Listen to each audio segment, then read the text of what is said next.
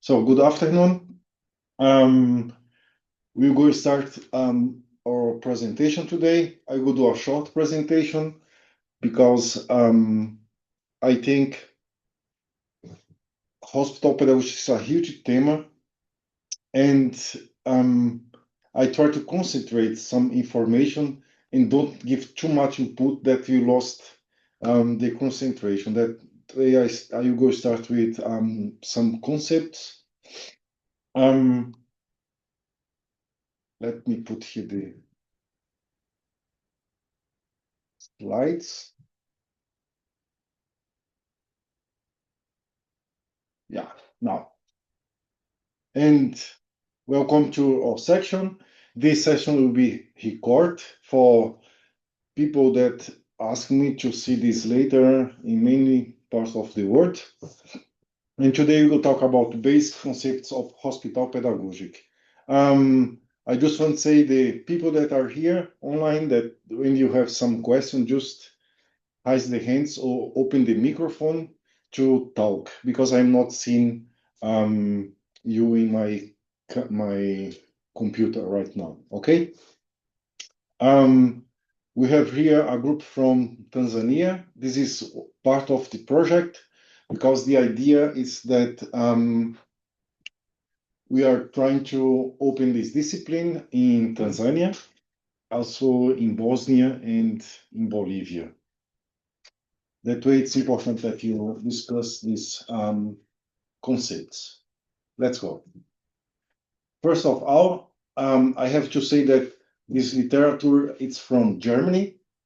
And here in Germany, we have many names to define hospital pedagogy. We have many names to explain what is clinic school or hospital school or hospital school. Have a lot of names. We don't have one exact definition about hospital schools.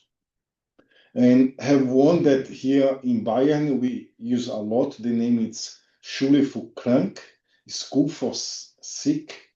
That I I don't like, but I don't because I don't think that no one wants to go to a school for sick. That way I always say clinic school or hospital school. And here in Bayern we have two kinds of schools. You have a school for mentally ill children and adolescents, and we have also hospital schools for somatic illness. And you have wards, hospital, where you have both of these groups. About the mentality ill somatic illness, I will go explain in few minutes. When you go give a definition for hospital school, generally we can say this is a school where we have to. I have to close here the. It's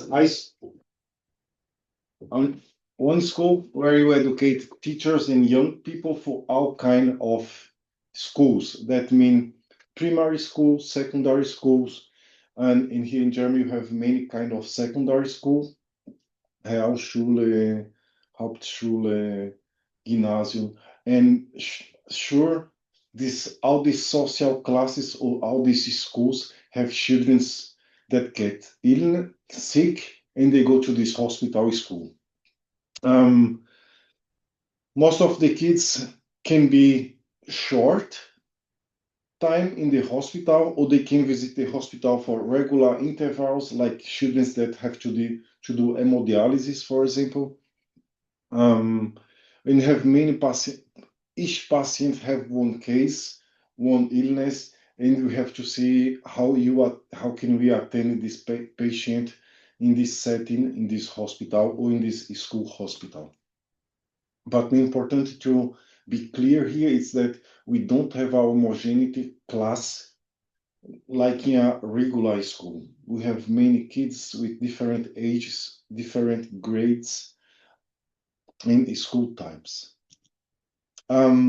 Just for give our orientation, when we speak about illness, children, somatic psychiatric disorders, mental disorders. I just like to appoint some chronic somatic disorders that you can read here: obesity, asthma, epilepsy, heart disease, cancers, rheumatic disease. There are somatic, that means body, yeah. And how can you see here? This is something that we discuss a lot in your group of studies. It's about, when you speak about hospital school, we speak about chronic illness too. We go center here the word hospital school, but you can really see that in many school you can find students with diabetes, for example, asthma, or rheumatic disease. That means one of the point of hospital pedagogy is how the regular teachers get involved to understand and to support these students that have some disease. We have case in the hospital pedagogy from children that suffer an accident and they stay here for 1 year or 1 month or 10 days and head injuries, traumatic brain injuries, burn injuries. That means the actual adjust time for treatment, ensure they have right of education and we can support them. Another overview is this a chronic psychosomatic illness. This is the social behavior disorder, autism, depression, eating disorder, addictions, yeah, school anxiety, school phobia. And this point, I think it's so interesting to say that this project about hospital pedagogy, we try to do international. And in this, for some weeks, I was with the students from Tanzania and two professor from Tanzania, and were in the school from psychosomatic illness, and was really surprised when they say that in Tanzania they don't have eating disorder. They are grateful to have food.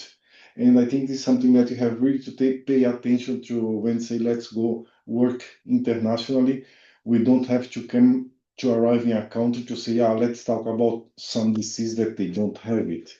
And in another direction, I think this is a point that we can learn with them what's wrong here. Yeah? This is the question that we received from the students from Tanzania, and that I make to my students to what is wrong here. Why you have so many kids with psychological and psychiatric disorders when you have so many facilities here? I think this is a question that stays in your mind that we can, yeah, at least reflect and see what are wrong in your in your world. Yeah, why so many children with anxiety here? This is a kind of illness, psychosomatic illness that they don't have in Tanzania, for example. Um, so, what is hospital pedagogy? In short, it's educational practice in healthcare and in context of hospitals or clinic. And they provide continuity of learning for children and youth during illness. And when I say here clinic, I myself, I work 5 years in Brazil in a clinic, a day hospital for children with cancer. When they are not in the hospital but have to do some treatment, they come to this clinic, and I was there to work with them. That way, I think it's the right word. It's the healthcare context. And our function is bridge education, health, and social inclusion. I think this is a really important point to talk, and because I have sometimes the idea that people think that education, when you talk about education, it's just about cognition, and it's not just about cognition. I will talk this now. This is the core principles of hospital pedagogy. First of all, I don't like to talk too much about the right to education because that makes me a bit angry or sad. Um, because when you see that you have the human rights science since 1948, yeah, and there they say that every people have right to education, and everyone, it's everyone, people with disability, without disability. But was we are not too clever or we don't work too well, and then we need more and more conventions like United Nations Convention of the Rights of the Child, and in 2006 the United Convention for Disability Rights, Disability Right Conventions. Yeah, and what is interesting that many countries signed this document, but they don't implement. It's in this way that we are working hard with some countries, with partner universities, to implement this hospital pedagogy and assist children in hospitals in Bolivia, in Bosnia, in Uzbekistan, and in Tanzania. Also, right, you know that they have, but it's our job, I think, to promote this opportunity for the students in another countries. Something important in hospital pedagogy is about the individualization of teaching. Sure, you can have a class, but you have to adapt the class and have this flexibility to assist each child. You work in the direction of inclusion and equity. This is two words that I think it's used too much, and today many people got confusion about inclusion and equity. And this is a point that you go speak more in this hospital pedagogy lecture series. And what I told before about the holistic approach, most depend of the context that you work. It's not about just mathematics, physics, biology, German, English, Spanish, but it's about the emotional state of this child, and for all the social dimensions, how I interact with another one in one context like a hospital. Yeah?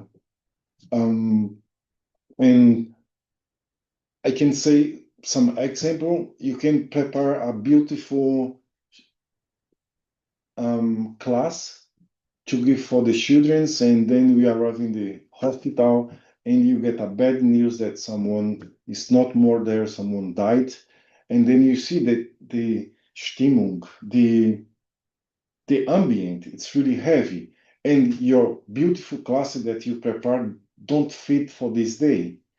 And in this point, you have to be flexible and take care of our emotional and the emotional for the children too. And then you have to which activity you can do this day in the hospital. I think it's really important that you have this in mind, this thematic about the emotional support that um, we can give. And I don't speak just for the children's. When you work in the oncology and you have a child that are 1 hour with you to have a class, and have this confidence with the parents, it's really emotional relief when the parents can say, okay, you are here with your teacher. I have 1 hour for me. I can take a shower. I can drink a coffee. I can read a book. I can do a phone call.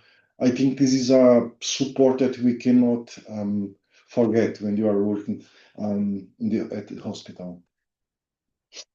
About functions of hospital pedagogy, one of them, sure, it's maintain the academic learning. We need to have contact with this original school, the regular school of the children, and see how can you support them in the academic learning. This is an important point too. And then they support psychological resilience and well-being. This is a point that for me was really important when I was working in many oncologies. It's work the self-esteem of the children. Yeah? Um, they don't have hair, they are weak, but they can draw. Yeah, and they can do a nice draw for the mother and say, I did this. Yeah, and you can see how they are proud to do something beautiful for mother or for father or for a doctor or for the teacher. Maybe this is for me one of the most important value to work with the students is this point from well-being or self-confidence. We as teacher, we can really do a good job in this, provide a good job in this point. Um, this is social interaction. It's something really important too, and you have to say that when you are in a ambient like a hospital, people come from different social contexts, and it's really interesting that with the day by day, they have to get in touch with the another one, yeah, to find a common language to interact with them. And it's one job for us too that we can perceive how is the social dynamic between not just the children how but from the parents too. And sure, this is a big deal that you have. It's facilitated the integration into school. This is a big theme. We have um, Um, I have a class about this too because it's a big job and not too easy. This communication with the regular school. Yeah? Sometimes they cooperate, sometimes they don't cooperate so good, and have many things that you have to be aware when you talk about this integration into school. And in this point, we have how to take care about the openness for this um, school, if they want to talk about the thematic, if they don't want. And in this sense, we have to discuss a lot about ethic. Yeah. And that way, in this lecture series, you have main thematic about ethic too. Our work have a lot of to do with ethics. Um, K contest. This is a point that we don't have to forget. When you are in a clinic school, a hospital school, you have a class inside a hospital. That's mean here we have hierarchies. You cannot do things if you don't have authorization from the clinic personnel or the doctors. Yeah, and here it's another point that every person that are thinking in working hospital have to learn how to work in team. Yeah, normally you have a team from teachers, and you have a head teacher that communicate with the another professionals to know how is the children today, what can we do or what can we not do with the child today. And sometimes it's hard to accept, but we have to have this hierarchy, and we just can work together when you, I think, when you accept the hierarchy. Bedside teaching, this is normal for all with students that are in isolation, that we have a many cases when you work in the oncology, when they have the values of the defense from the barrier, it's not too high. They have to be isolated, and we have to put a mask and a special clothes to go inside and have this time with the children. Sure, you do this just when you know that the children are fit enough to have this class. Um, Today, 2025, we have now the digital education hybrid models. I don't bring here examples, but we have more to the avatars, where you can put the avatar at school and the children in the hospital can interact with the class. And another kind of contest, it's homeschooling during recovery. This is a controversial theme because in the many lawyers in country law, they have all the many students have right for homeschooling. But in the reality, it's not too easy how we think, because sometimes you don't have money to pay the students. Sometimes we don't have enough teachers to go in the home for this kid to give class. But in the end, it's the right of the student to have homeschooling. When you talk about hospital school, clinic school, we have main protocols that we don't have in regular school. One of them is this point from confidentiality agreement to coordinate the lessons with the school and to be able to plan a return or, if necessary, a change of school in the future course. That means, first of all, you need the consentment of the parents to talk with the regular school of the child. Normally we get this. This is, but it's for me. I think it's a art of communication how you interact with these schools. Yeah. I worked in Portugal, and I have to visit regular schools, and in some of them I was not so welcome because I knew that they don't did a good job with this child. And yeah, some of school have two main problems, two main kids, and when they see that one child have cancer, say please don't came with more problems to me.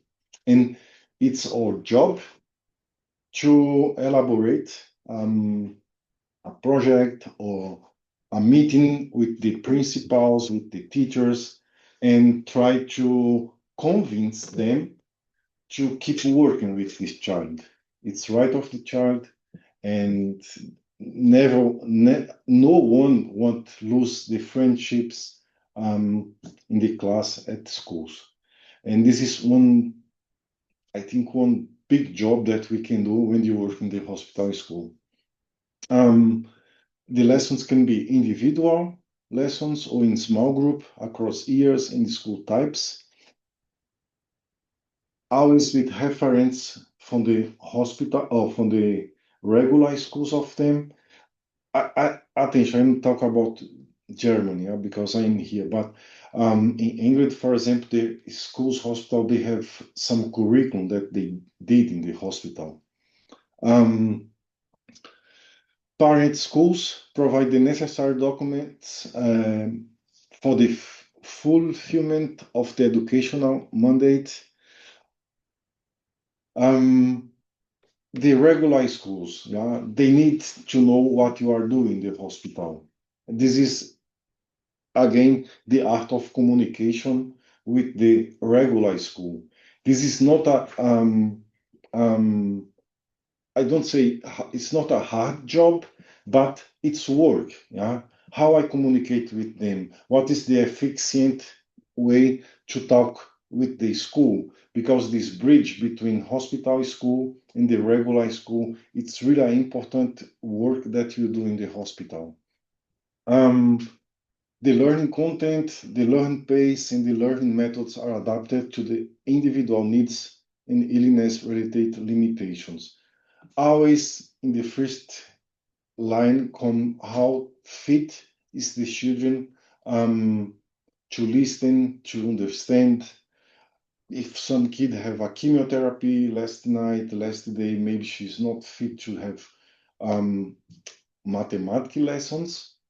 And sometimes our work is just to stay with this kid and talk with them and listen them and or just read a book for them. This is the flexibility that we need in the hospital school. Every day, the teachers team of the clinic school discuss the social and learning behavior of the student. This is what I told you before about the hierarchy in the hospital. We can just do our jobs if the children are well. and we have to get this information with the doctors or the nurse or a team that have contact with the teachers. And again, flexibility, we have to decide the type, duration, and numbers of assessment in consultation with the doctors, therapists in charge of the case, as well the teachers of the primary school. This is a critical point that I don't go talk too much today, but about the assessment. Should we be straight away with string with this child and they have to do the same proof of the student in the regular school? Can you be more flexible? Can you do another assessment for them to plus the class? This is all ethical questions that we cannot decide alone. You have to work with the teachers at school, with the doctors, and see how to move on. How this I see this because at least here in Germany, this hospital school, the students can have a certificate when they finish the school. Some students do the final exams in the hospital when they need. So this is really part of the school system in Germany, the hospital school. Task and objectives of the lessons. First of all, come the academic things, yeah, because it's our job, this educational requirement. Ensure teaching under the conditions of hospitalization and teacher in the original understanding of the whole. This is something really important because I remember when I was working in Portugal, it's happened so many things in pediatric oncology. And one of the teachers said, wow, Andre, I am more doing bureaucratic work than doing my work as teaching. Yeah. And it's too many projects and many people want and came and want to give some donation, want to do pictures and yeah. And you have really to take care that you are doing your job as teacher when you are working on oncology. The important thing is when you see the child, they know that you are the teacher, they know that you don't bring something to hurt them or to do some exams with them. And for them, it's really important that you treat them like a student, not like a patient. I think this is bring normality to the child when you can with books and with good morning, respect, and slowly you can introduce a thematic, do some exercise with them that bring normality. And I like to say that bring our hope for these children. Yeah, I am a short time here in the hospital. I have you as teacher, and you believe that I live here, this hospital, and I keep learning, and I'm looking that you're invest your time with me. That brings really hope for the children, for the family, and I think it's one of the biggest work that we do is to promote this hope for the children in the hospitals. This creation of normality in everyday routines. We know that the school system it's not fair. Many should have anxiety in schools, but I can say that from my experience, a lot of students in hospital love when they have this class with the teachers. Yeah, it's really another feeling, and that brings a bit normality and routines for them. I have some studies that say that it's really bad when the teachers have holidays because the students they don't are in the hospital they don't have holidays. This here in Germany, yeah. I was in Uzbekistan in September, and the teachers there they don't have holidays. They have a program that they have always someone to give class of them, and 3 weeks 2 weeks ago, I visit the Schule in Zurich, and it's the same there too. They have a rotation that they provide education, at least teachers that are the whole year in the hospital. And I think this is really great for the children to keep this normality. Creation of holistic special education support. What means holistic here? We need a team of teachers that have to support each other. And when you say holistic, it's because, as I told before, it's not about just cognition or mathematics, biology, physics. We are talking about suffering. We are talking about people that died. We are talk about children that have to do invasive exams, and we need support in this point too. Learning and education about one's own illness and its significance. It is really important that the children keep learning. They have really curiosity about the world. We can use many things in the hospital to keep them keep the students learning. Yeah, and in this point, they are students. They are not just patients in the hospital. Some additional responsibilities of a clinical school teacher or hospital teacher. And this is the big, I think this is the big challenge for the hospital schools. And that way, I think we need skills and preparations, how to cooperate with medical teams, how you cooperate with parents, with the regular school teachers, the head of the schools, with the support system that we have in our country. And the clinical teacher have this model of network. Yeah? Where you learn this, I don't know. And this is a question that I can ask you, where you learn this work with this network, and how you learn this. Yeah.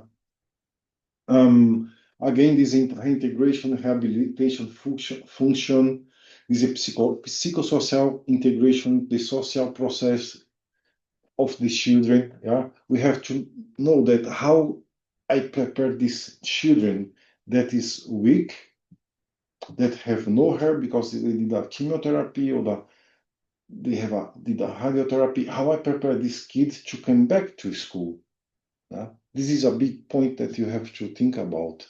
Or how I prepare the children that are in the psychiatric hospital, have that deep depression. Or how I prepare them to come back to school, to confront again the teacher, to confront again the classmates.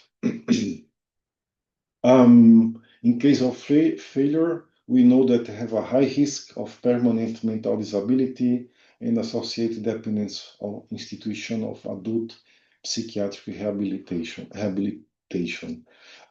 This is the case of people that have suicide thinking and are in the clinic, how they come back in school. We need to provide this support for them to ensure that they have a good welcome in the school. And sometimes this is not easy because, as I told you before, we need the cooperation of the head teacher, we need the cooperation of the teachers, we need the cooperation of the classmates. And this is a big work that we can do. Additional responsibility, counseling, that's Beratung in German, is something that, I don't know how we do this in Brazil or in Spain, but here it's something really important, how the teachers go to school to prepare to do this counseling work with the teachers.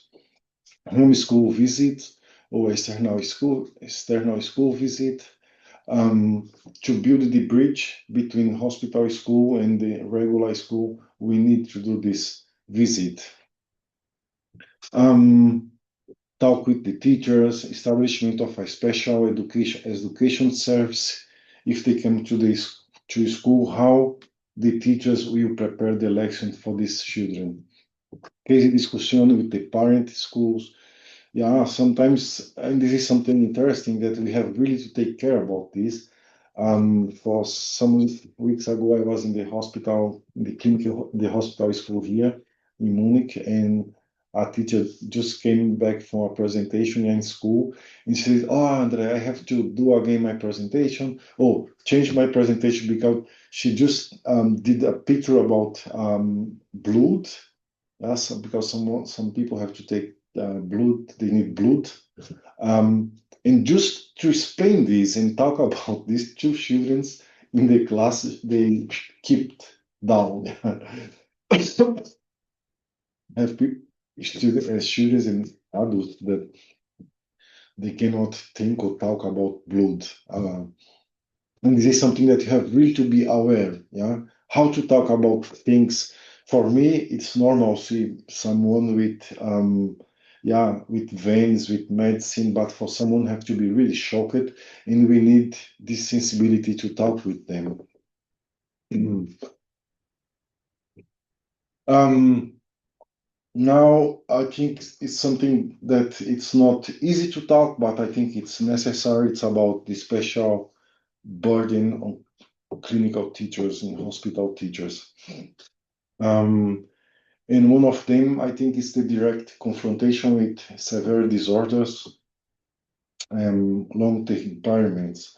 I always say that I'm really proud of my students that work with children with behavioral disorder because it's really not an easy tema and I don't think it's for everyone have capacity to work with the students. It's that way that um, I always speak to how beautiful and the right of the children, but in the same way, I am conscious that I have some teachers that need really help, support to work with them, and most some of them they don't come clear to deal with this thematic. I saw this in Portugal too, and this is a big job to talk with them and assure that the students will be welcome in the school. Um, Dealing directly with emotions that are sometimes not filtered, like increasing impulsivity, self-injurious behavior, or suicidal thoughts. Um, this is in the day by day in the hospital school, and we have to be aware about this. The permanent confrontation of teachers with existential borderline situations, grief, death. Um, this is a taboo tema that in reality I love to talk about this, and I have a class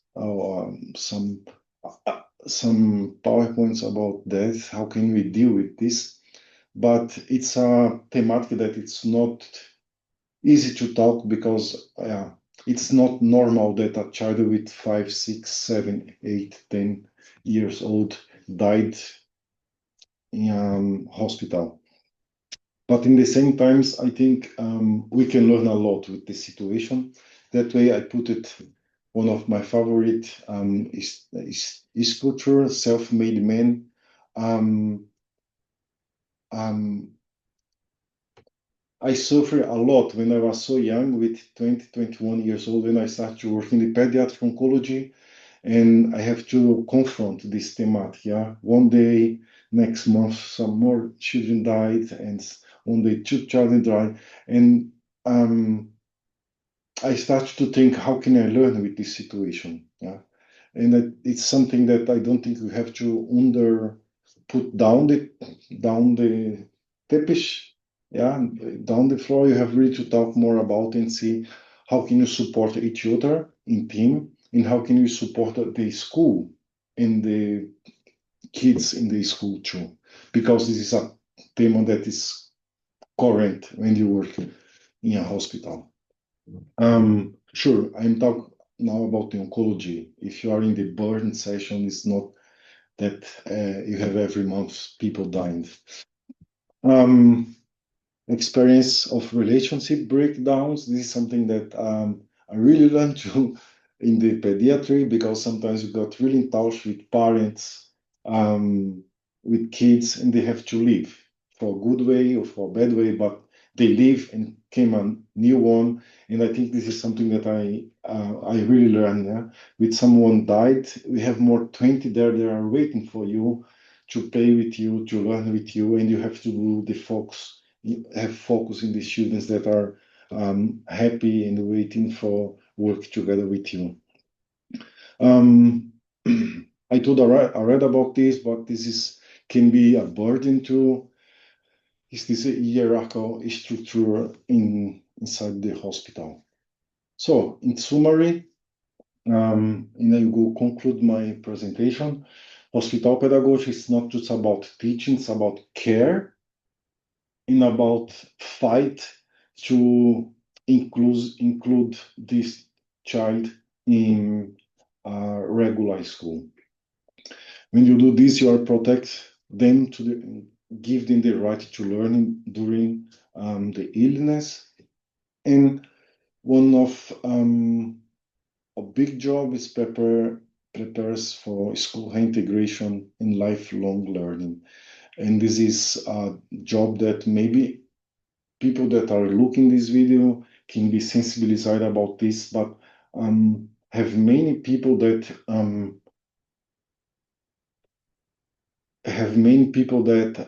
I am finishing, Justina, and then I came to the question. Yeah? If you want to put more questions in the chat, we can I can read it later and talk. Okay.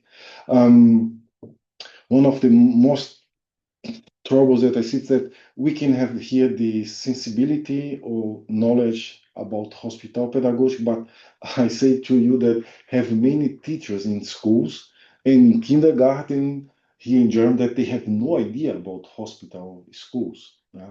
And are these people that I want to reach, or that we have to talk about this too with the other people that they have to know that they exist, and this is the right of the students to have class in the hospital. And it's a job of the school to be prepared to receive a child when they are coming from the hospital. Now I let here some discussion question. Was is education during illness essential? Which competences are most important for hospital pedagogues, and what challenge do you expect do you have in practice? I have a short literature for you too from this presentation, and I sent already an email for you with most of them German literature, but I'm preparing more literature for the group. Okay.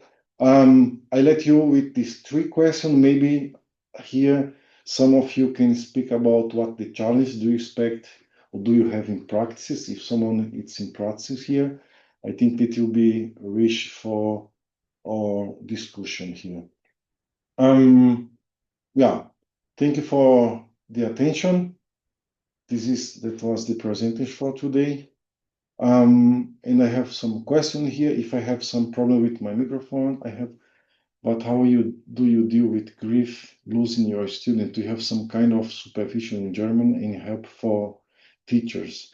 Because in Poland, we don't have it. Yeah, this is, Justina, this is a question that I think, first of all, no one are prepared to lose a student. Yeah. And most of people don't want to talk about this.